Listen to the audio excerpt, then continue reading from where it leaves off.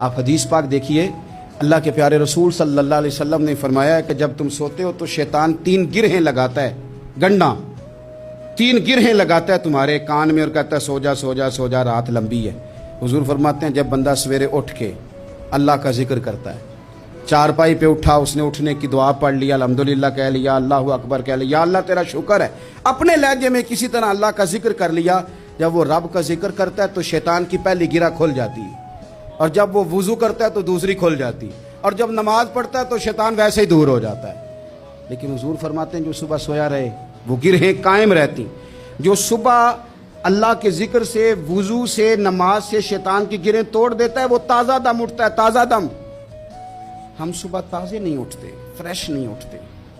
بکھرے سوچیں، الجھے خیالات اور تھکے وجود اور